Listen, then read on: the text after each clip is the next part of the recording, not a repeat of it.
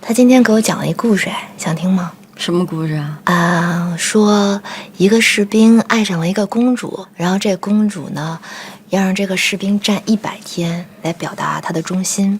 这个士兵站了99天，然后在第100天的时候撤了。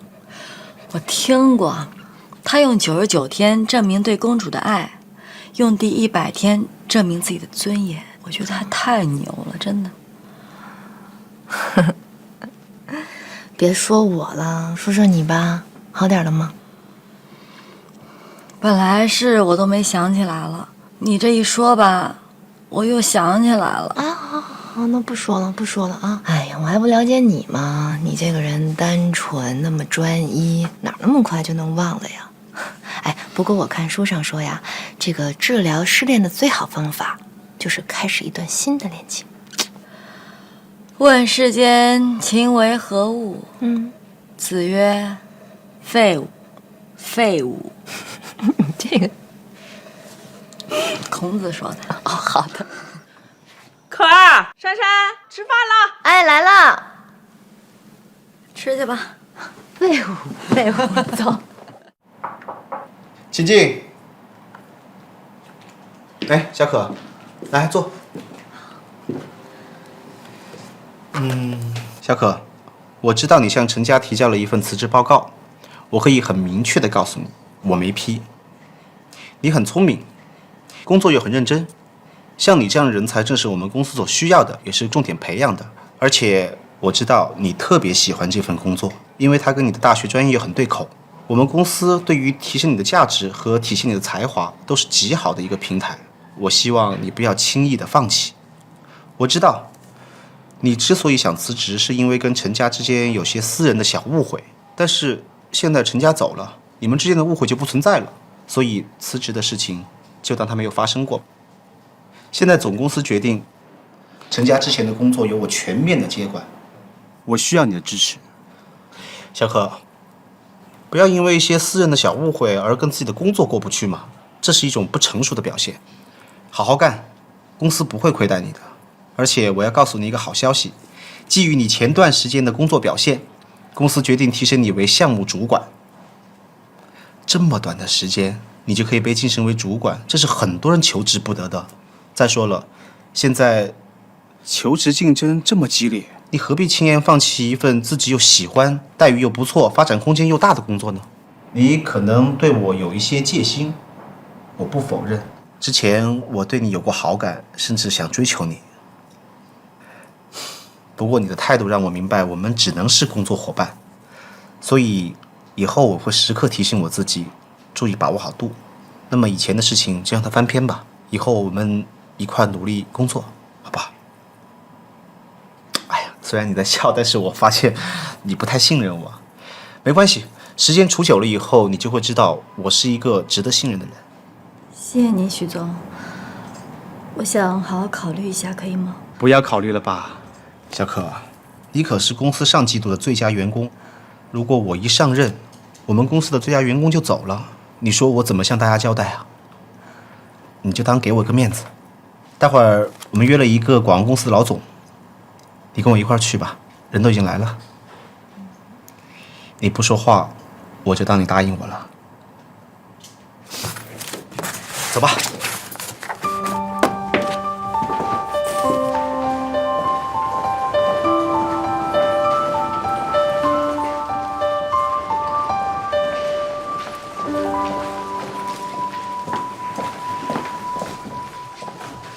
郑总，徐总，好久不见。哎，给你隆重介绍一下，这一位是我们公司刚荣升的项目主管，以后你们要多打交道，所以要好好支持他。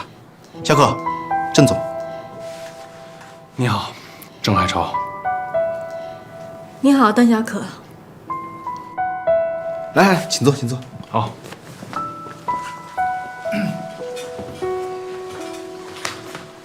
那我们现在就开始吧。好。下面请我公司的创意总监给大家介绍一下这次产品的广告创意。2012年，风神汽车广告策划草案。这个大家都知道啊，一提到中国的汽车产业，首先就会想到东风风神这个著名品牌。第一，就是它的市场大环境。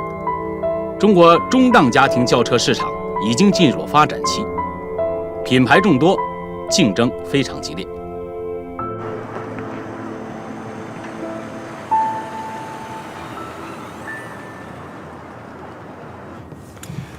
谢谢你啊，向先生。其实您不必每次都送我，要不然我真的觉得特别不好意思。魏老师不必介意，我也不是每次都有空的。哦，魏老师，周六你有空吗？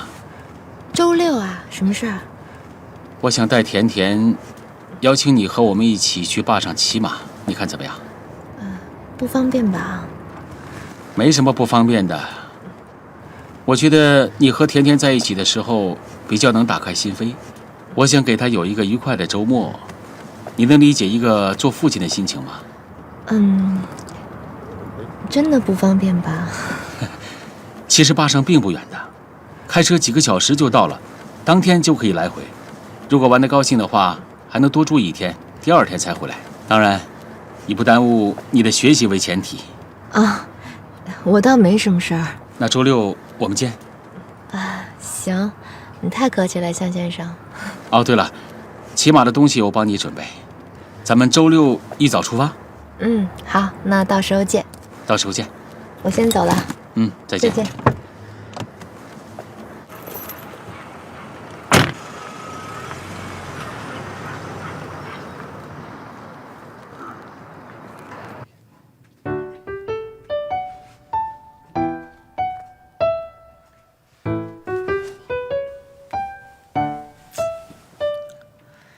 有时候吧，烦你烦的不行，可是你这一两天要是不出现呢，我还真有点不适应。你说你怎么就不给我打个电话呢？你说你倒是给我打个电话呀，行不行啊？不打就不打。我觉得和郑海潮公司合作的这个项目，我不是太适合。你是我们公司的项目主管，负责跟郑海潮的合作项目，你最合适了。这个项目太大了，我怕我做不好。你就不要推辞了。我知道你跟郑总的私交不错，这对公司的工作有利，公司没有谁比你更合适了。反正我还是觉得我不太适合。哎呀，小可，你就不要推辞了。我让你负责这个项目是看中你，关键的时刻你可不要给我掉链子啊。没关系，这个事情做成了，成绩是你的。万一有什么问题，责任我帮你担着，你就放心去干吧。我尽力吧。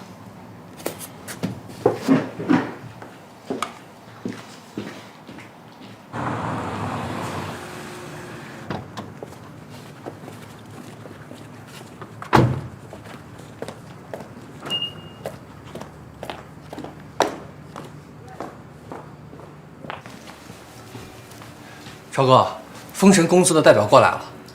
是他吗？还真是。我说什么来着？我就知道徐岩肯定要跟我出这招。您现在什么意思？见还是不见？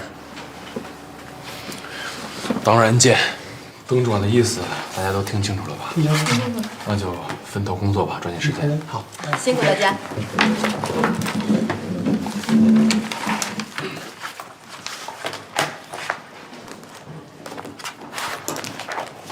小可，请叫我邓主管，或者是小邓。行，邓主管，您先请坐。还有什么问题？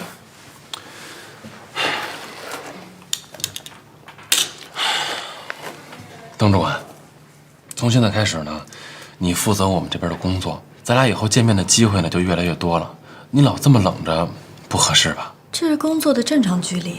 我不想因为我们俩的隔阂，变成了两家公司之间的隔阂，这样不专业。公司把这个任务交给我，我一定会尽力完成，这个您可以放心。我觉得你可以把你心里的误会说出来，咱俩别老这么僵着，行吗？我不会因为私人情感影响工作的，您会吗？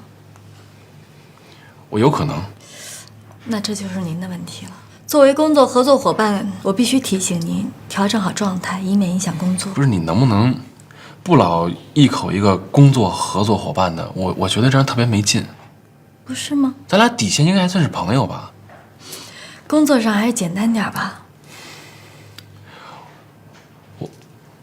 我现在是想办法在给你解决问题。如果你老这么躲着的话，咱俩问题不就越来越多了吗？有问题吗？我不知道你要解决什么。你是打算以后就一直这么跟我说话了吗？阴阳怪气的，言不由衷的。那这样的话，咱俩不就变成了貌合神离的两个伪君子了吗？郑总对我有意见，我是对你现在的态度有意见。作为项目合作人，我好像没有义务听您说这些，是吧？希望您把心思都用到工作上，拿出好的作品，我们公司也会付给你们公司相应的酬劳。我们的关系就这么简单。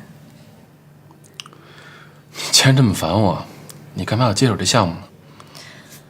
这是我们公司的意愿，不是我能控制的。你可以不跟我们合作，广告公司多的是。从我们公司的利益考虑，您是这个项目最合适的执行者，仅此而已吗？仅此而已。我很欣赏你的才华，但这不代表我认可你这个人。如果郑总对我有意见的话，可以跟公司提，公司随时可以换我，我无条件接受。还有，我希望你把你的才华都体现在作品上，而不是斗嘴上。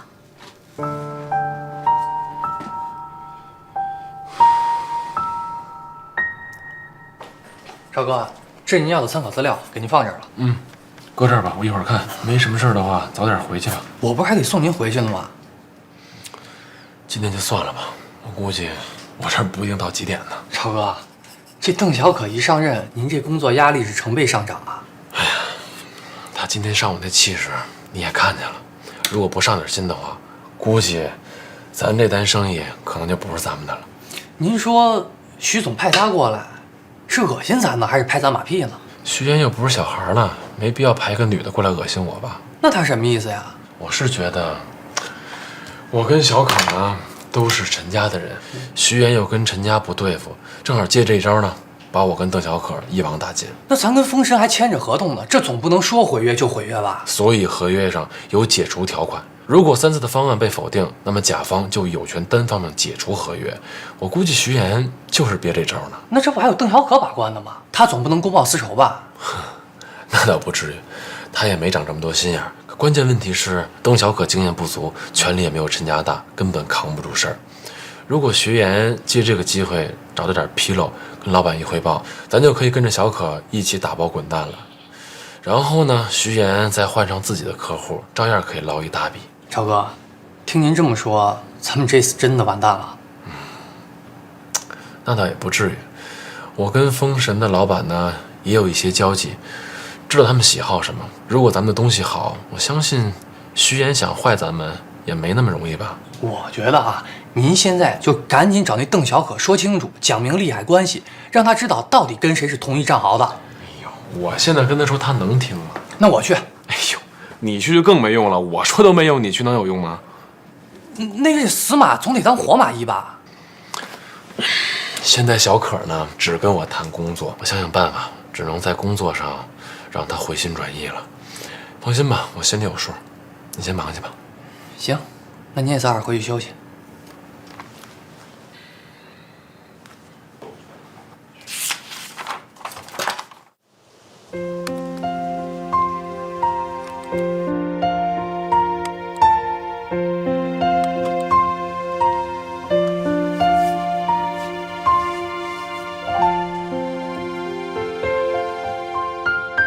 以上呢是我们对平面设计的一些修改方案。接下来呢，我想介绍一下视频广告的设计方案。这次思路呢，我们借鉴了一些国外的优秀产品，我想采用视频的方式来诠释我们的产品。我们现在看到的是故事中的男女主人翁，也就是说，我们这款汽车的目标销售人群。男人犯了一个严重的错误，正在向这个女孩道歉。可女孩呢，并没有接受他的道歉，转身离去了。我们下面看到的是风神汽车的内饰，男人正在开车，他的副驾驶上放着的是一捧玫瑰花。男人带着这捧玫瑰花穿行在城市的大街小巷，这一段的意义是在展示产品优越的道路操控性能。男孩为了得到这个女孩的原谅，终日坐在车内守候在女孩的家门口，就是为了要找到一个机会向这个女孩道歉。可是始终没有得到这个女孩的现身，也许是10天或者更久。我们可以看到旁边的玫瑰花已经逐渐的枯萎，但是这个男孩等待的心并没有改变。当女孩出现的时候，男孩因为疲劳过度昏睡在驾驶台上而错过了。结局呢？我想采用互动的方式，我想把故事的结局投放在互联网络上，以供那些感兴趣的观众到网络上自己搜寻故事的结尾。那您设计的结局呢？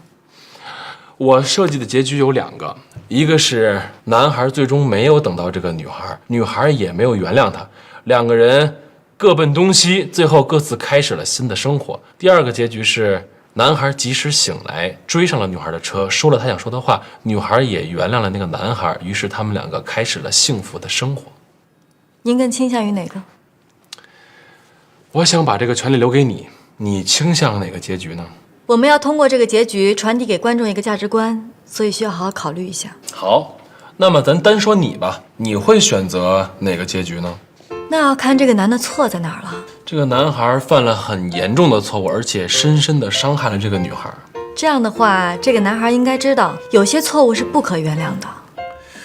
可是他有悔过的诚意，难道不应该给他一个机会吗？这就要看这个女孩想不想原谅这个男孩了。如果不想原谅的话呢，这个男孩所作所为只会带来一些困扰，没有任何价值。原来你是这么理解爱情的。爱情本来就是理性的，不是意气用事。那你不觉得这么做很残忍吗？每个人都要学会长大跟成熟，都要为自己的行为买单的。好，那么就按照你说的，我们选择一个理性的结局，也就是说，男人没有追到这个女孩，女孩也没有接受这个男孩的道歉，2个人各奔天涯，于是开始了各自新的生活。我们向观众传递的价值观就是告诉他们，生活是残酷的，应该让他们学会忘记浪漫跟真情，学会面对现实。这肯定不行。为什么呀？我们不能给观众这么一个故事。那为什么呢？我们需要给观众一个美好的故事，让观众对这个故事产生好感，从而移情给我们的产品，这才是我们要做的。我们为什么要给观众一个美好的结局呢？为什么观众总需要一个完美的故事呢？是因为真情总是动人的吗？算是吧。别勉强，咱得把这话说透了啊！男人真挚的道歉的行为，就是一种真情的表达，你同意吗？同意。那也就是说，真情的表达可以融化一切的误解跟矛盾，是吗？对。所以真情可以战胜一切，理解最终会战胜误解，对吗？那就是说你同意了，也就是说女孩最终会接受男孩道歉，并且原谅他。我没这么说。那你是什么意思呀？这个结局我需要回去跟我们的领导商量一下，明天告诉大家，可以吗？好，那我等待你的消息。如果没什么事儿的话，那就散会吧。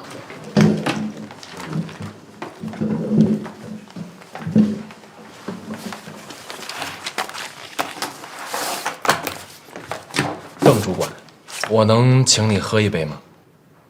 可以。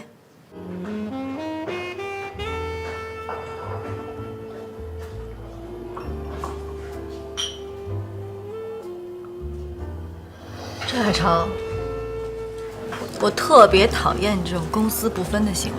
你别血口喷人行吗？跟你谈的一直就只有工作。你这是在拿工作绑架我，你知道吗？从一开始我就手无寸铁，和颜悦色，晓之以理，动之以情。你说你的哪句话是在我的威胁下言不由衷的呀？你处心积虑做了这么一策划，然后打着工作的幌子，让我相信你的歪理邪说，是吧？等会儿，什么叫打着工作的幌子呀？我工作做不好吗？我的创意做的有问题吗？我说了要公私分明，私人的事情私底下说，别在工作的时候抖机灵。你以为就你一个人聪明，全天下都傻子是吧？那是因为你说你只跟我谈工作，有些话我必须要跟你讲，所以我才一箭双雕的。行，你说。这个案子这个创意，不管是好与坏，对与错，最终都是通过不了，你信吗？什么意思？你现在就是别人派来的一支箭，派你来的人希望看到的结果也是两败俱伤。说清楚。你和我都是这个游戏里的棋子，这个游戏最终胜利者只是徐岩一个人，你明白吗？证据呢？没有是吧？都是你自己编的。徐岩一直就是想把我清除到你们公司外面去，现在你正好在做他的枪，如果这么下去的话，我们俩只会两败俱伤的，你明不明白啊？你在感情上是个处心积虑的人，你在工作上怎么还这么鸡贼啊？你以为你是骗子，全天下都是骗子了是吧？我知道我现在跟你说什么都没用，但是关于陈家，打住！你跟别人的事情我一点兴趣都没有，你的游戏你自己玩。我们现在只是工作合作伙伴关系，你管好你自己的工作，至于我的工作，你不用你干涉，明白吗？这是郑海潮公司做的广告方案，您过目。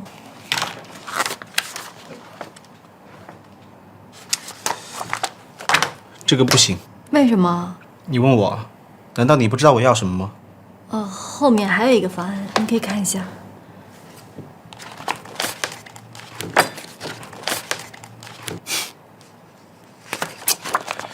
这个也不行。两个都不行啊？肯定不行。你要让郑海潮重做，如果他实在做不好的话，我们就换公司。不是，为什么要换公司啊？您告诉我理由，我可以让他们改正啊。你不应该问我，你应该问郑海潮。像这样的东西他也拿得出手，这不是糊弄人吗？怎么糊弄人啊？我觉得还不错。邓小可，你要搞清楚你的立场，谁是你的老板？你听他的还是听我的？不是，徐总，这不是立场的问题，关键您给我一个理由，我也可以告诉他们，让他们怎么弄，是吧？理由需要我告诉你吗？他们是创意公司，难道要我帮他想吗？这策划我一直盯着，没有问题。怎么没有问题？你看看你们是什么东西嘛？这是什么嘛？啊，太幼稚了，太业余了。那您想要什么？我要传达给他们呀，您不能随。我想要什么？我想要的是最好的 idea， 创意。这个没有创意，我觉得这不是创意，你明白吗？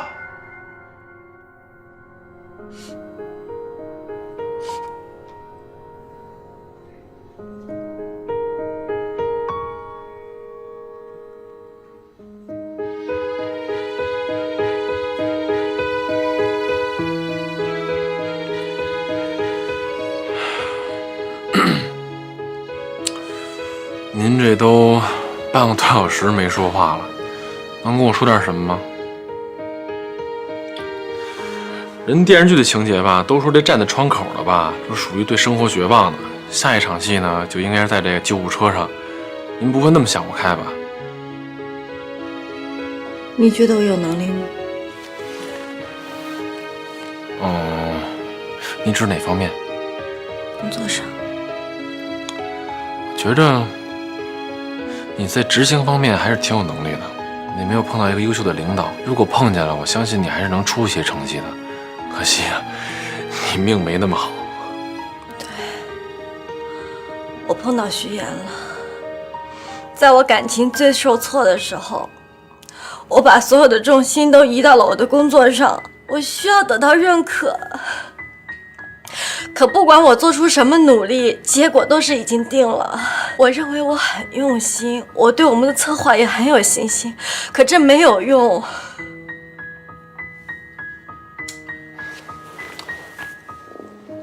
小可，我觉得你没有必要太在意这个事情。我也可以坦诚地告诉你，其实，在每个公司人际关系都是很复杂的。我能够理解你在感情上受的伤害，我更能够理解你想在事业上证明自己的心态。可是你不能把你感情上受的伤，把这种情绪带到你工作里来啊！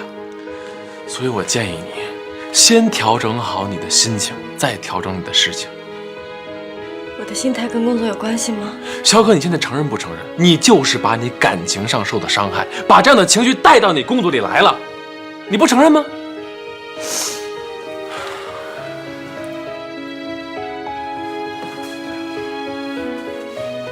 小可，我能不能这么理解？当你现在进入我办公室那一刻开始，从某种意义上来讲，你已经在信任我了，对吗？如果你愿意暂时放下你之前感情上的伤害，换句话说，如果你愿意放弃前嫌，我愿意在事业上和你站在一起。当我们最困难的时候，可能是我们最接近成功的时候。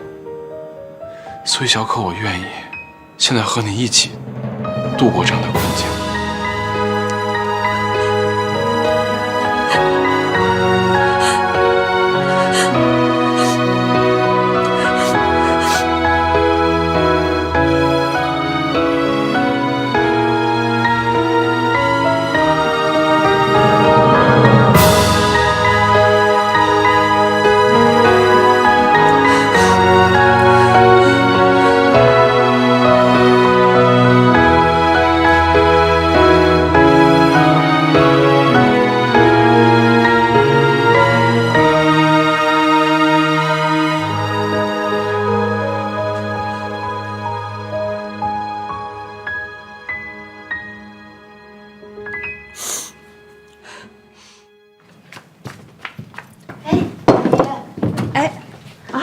吃了早餐再走啊？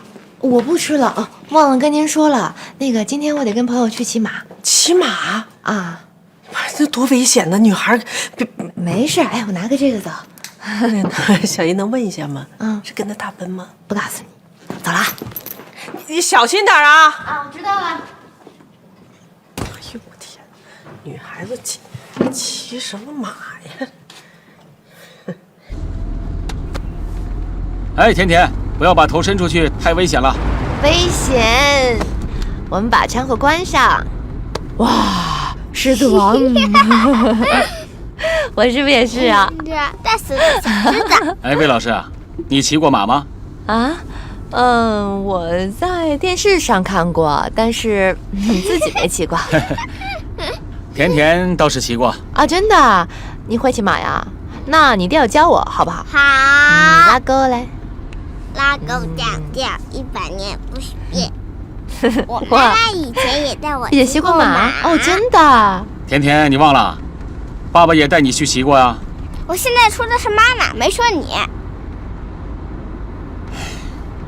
我觉得甜甜特别棒。你看，那么小就会骑马，不管是爸爸教的还是妈妈教的，而且还是开车去草原骑马。你知道我吗？我小的时候别说骑马了，就连坐车都不可能呢。真好，好羡慕你呀。哎，这样吧，下周我们约魏老师出来漂流，你说好不好啊？向先生，下周我要模拟考试，所以可能没有时间。没关系，等你有时间的时候我再安排。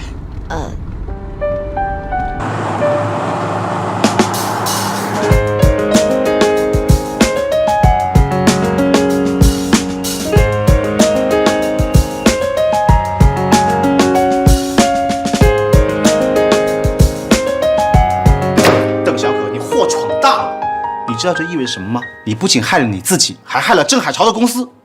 你说他以后还怎么从我们公司接单子啊？我怎么跟总公司交代？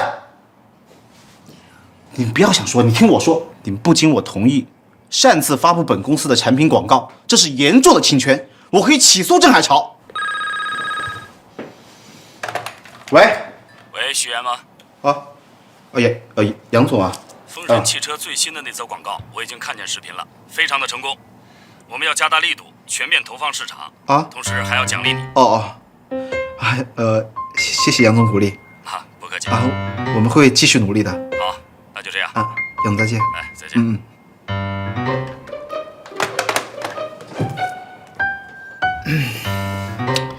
刚刚是总公司杨总打来的电话，他看到郑海潮的那则广告了，他十分欣赏。还说要我们加大力度，全面推向市场。另外还要嘉奖这则广告的负责人，也就是你和我。都是徐总的功劳。那我先出去了。小可。这并不代表你做对了。我知道。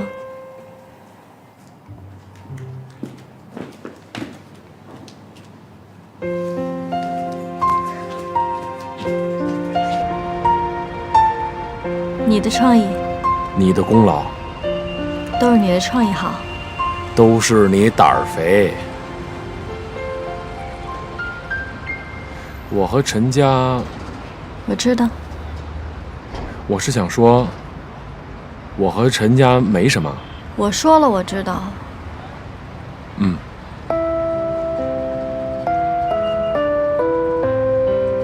为什么要骗我？你不是说你知道了吗？我说的是为什么用假身份骗我？不是不想一次性把钱还清吗？如果一次性还清了，就约不出来你了。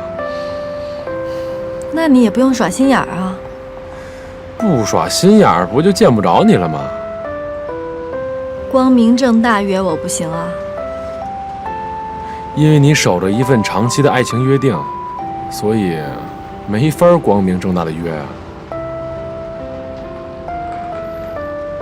小可，其实我喜欢你。我说了，我知道。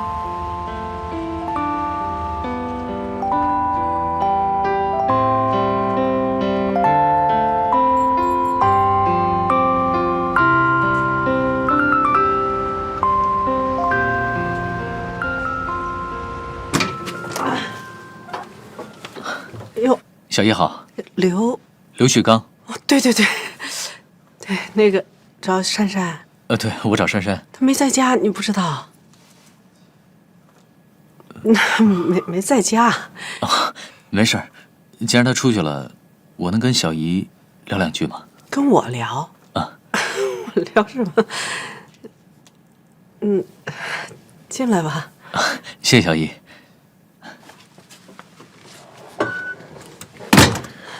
坐吧，说吧。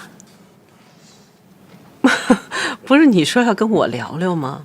小姨，你一定要支持我。我支持你什么呀？支持我和珊珊在一起啊！上次那个《非诚勿扰》，不是珊珊给你灭灯了吗？我都知道，后来你不死心，你又帮珊珊干这干那，是吧？那个，你知道今天珊珊去干什么了吗？干嘛去了？去跟人骑马去了。跟人家，你明白没有？肯定是他，就是那个老男人。哪个老男人呢？就是请珊珊当家教的那个男人啊！我就不明白了，他到底安的是什么心？没事老带珊珊去这儿去那儿的，还经常半夜送她回家。你也知道珊珊，她很单纯很善良，她一点防备心都没有。如果落在老男人手里，那可怎么办啊？别一口一个老男人，人多大呀？不也就40多岁吗？按你这说法，那我是老太太，没法看了。不是小姨，您别误会，我不是这意思。您看小姨长得这么年轻漂亮，怎么能跟她比呢？哎呀，小伙子，你这样说话不厚道。你不能为了抬高自己，你那么贬低别人。每个人都有追求自己幸福的权利，是吧？你不是也有这想法吗？我跟你说呀，你跟珊珊不合适。怎么就不合适了？你有什么呀？你什么条件呢？目前，小姨，我跟你讲，我现在正在努力的工作，送快递，我是我们公司奖金拿的最高的，管道组我也是最能干的。我现在还帮京东商城送货，那业绩也是最突出的。但是我这么跟你说啊，我呢是珊珊的小姨，是吧？她妈妈把她交给我，我呢首先有个责任问题，但是最主要的不在我这儿。你知道吗？你这种情况啊，根本就过不了我姐那关。你知道她当年吗？就是你这种情况，相信爱情，结果呢，一辈子吃苦，她都怕了。小姨，你说她能愿意让自己的女儿重演她那样的悲？当然说悲剧，但是有点过了。就是她不愿意让自己的女儿重复自己的故事，你懂了吗？小姨，我知道我现在什么都没有，但我相信经过我的努力，我一定会出人头地，给珊珊幸福的。没有，这种话说这是空头支票，每个人都可以这么说，有什么用啊？是吧？这是个经济社会、商品社会，物质是基础，你也得有俩钱儿吧？现在不说买车了，你得有个房子住吧？你能给予他吗？不能。小姨，我发誓，经过我的努力，这一切都会有的。我会把这一切都给珊珊，我会永远对她好。死了这条心，做朋友可以，婚姻免谈。你就别费这心思了，还瞎耽误功夫，没戏。那么帅的小伙子，你找什么样找不着啊？这条件挺好的。小姨，我明白您的意思，不过您放心，通过我的努力，我一定会让您改变对我的看法。对不起，打扰了，我先走了。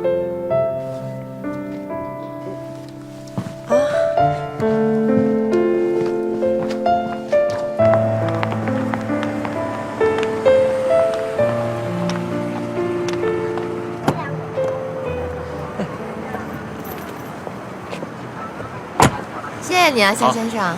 哎，明天见。好，跟老师再见。拜拜，宝贝。拜拜。拜拜，谢谢，拜拜。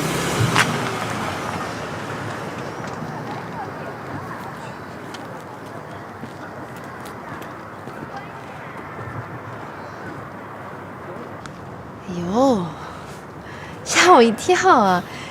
你这么晚了，你在这儿等我啊？你也知道这么晚了呀？我一直在等你。真的？那你等我干嘛不给我打个电话呀？怎么样？玩得开心吗？挺开心的，就有点累。你什么时候来的呀？不说了。说嘛，什么时候来的？说。也就几个小时前吧。啊，几个小时前啊？那我今天如果不回来的话，你岂不是要一直在这傻等啊？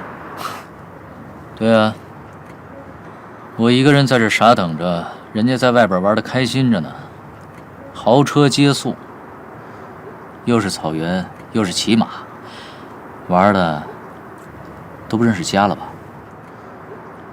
你说你一个大男人说话干嘛这么酸不拉几的呀？再说我和谁去哪玩，我觉得我没有必要向你汇报吧？对，你没有必要向我汇报，你凭什么向我汇报？在你眼里我是谁呀？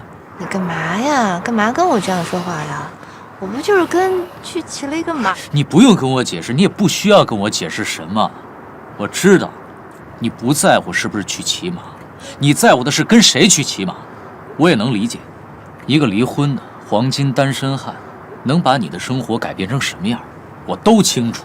魏珊珊，我以前以为你和别的女孩子不一样，现在我认为我这想法是错的。你和别的女孩都一样。那我是一个爱慕虚荣的女孩是吧？你就是这样以为的对吗？我是怎么样的一个人，你根本就不理解，也不了解。我发现你喜欢的我是你自己想象出来的，而不是真正的我。我以前以为你很了解我，可是我错了，算我看走了眼，行了吧？行，你说的很好，你说的全对。珊珊，我在这里衷心的祝福你，像你这么优秀的女孩，应该找到更好、更适合你的男人，给你更好的未来。我不就是跟别人去骑了一次马吗？你干嘛对我这样呀？我给你讲的故事你还记得吗？不就是士兵爱上公主的故事吗？我记得。那你想知道我的答案吗？那个士兵为什么站了99天，最后一天他走了？是因为他站不动了，他累死了。你什么意思呀？人家士兵还坚持了99天呢，是吧？那你呢？这还没到99天呢，你就想撤了是吗？像你这样的人，我怎么可能把我的未来交给你？你让开！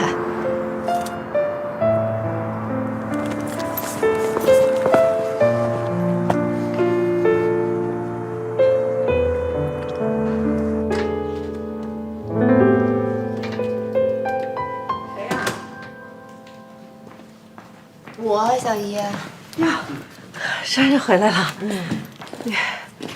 玩的怎么样啊？挺好的。小姨能问一下吗？是跟那个小姨，我特别累，我想先回房间休息一会儿。不，歇着，肯定累。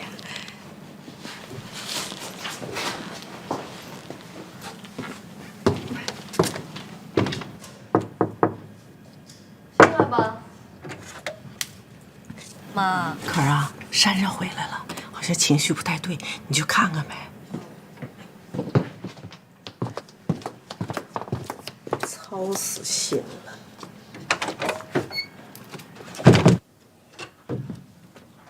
怎么了？这是不是出去玩去了吗？不开心了。怎么玩还玩不开心了？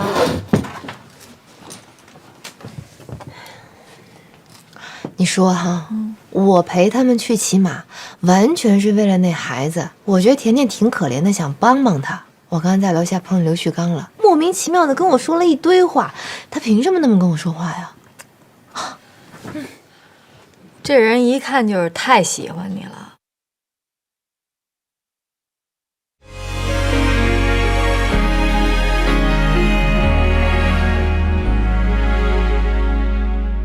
请不要说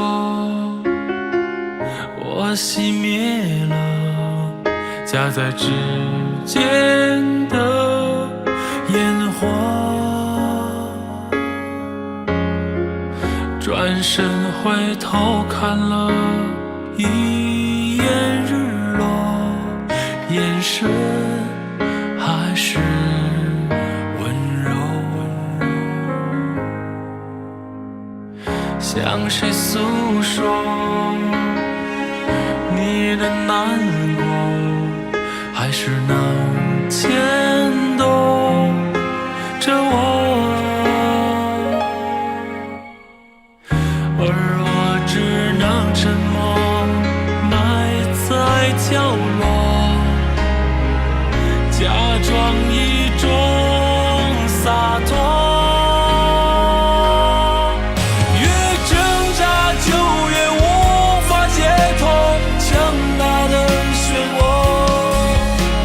时间里面慢慢的下落，你要让我怎么做？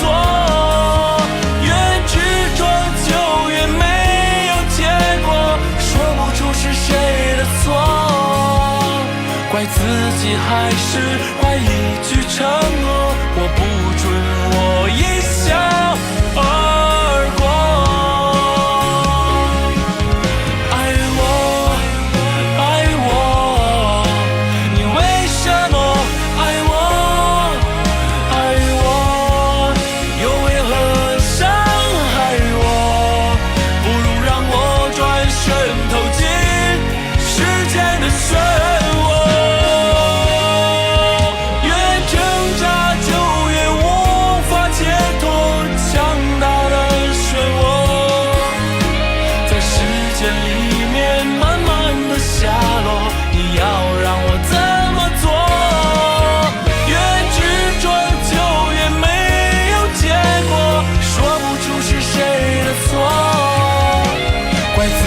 还是怪一句承诺，我不准我一笑而过，我不准我一笑